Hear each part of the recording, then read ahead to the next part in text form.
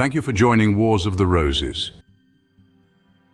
And this is Confucius, an article taken from Rosicrucian Digest, Volume 16, Number 2, March 1938.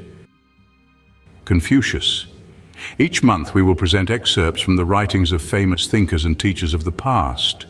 These will give our readers an opportunity of knowing their lives through the presentation of those writings which typify their thoughts. Occasionally, such writings will be presented through the translation or interpretation of other eminent authors of the past.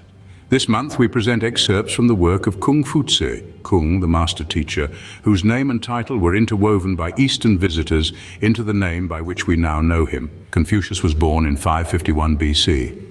At various periods in his life, he was active in service to the state of Lu, at one time serving as minister of crime and a wise counselor to the ruler.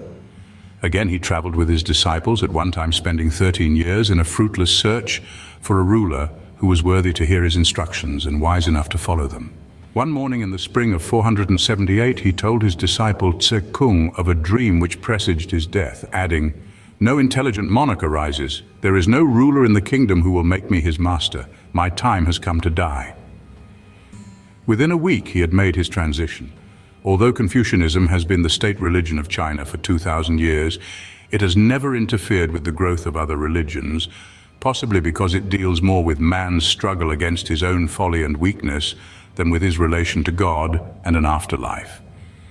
The teachings of Confucius were neither new nor original, and he described himself as a transmitter, not a creator, one who believed in the wisdom of the ancients and loved them.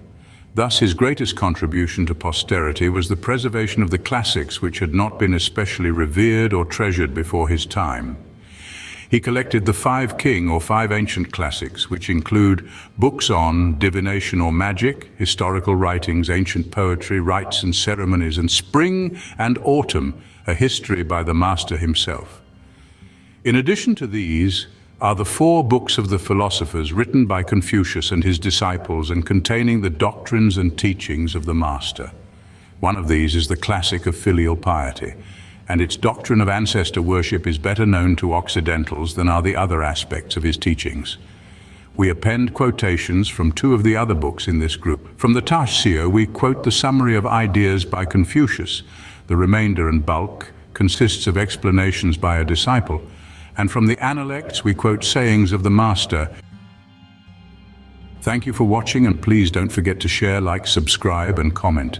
And if you can, please consider donating to Wars of the Roses. Links to PayPal and Patreon are in the description. Thank you so very much.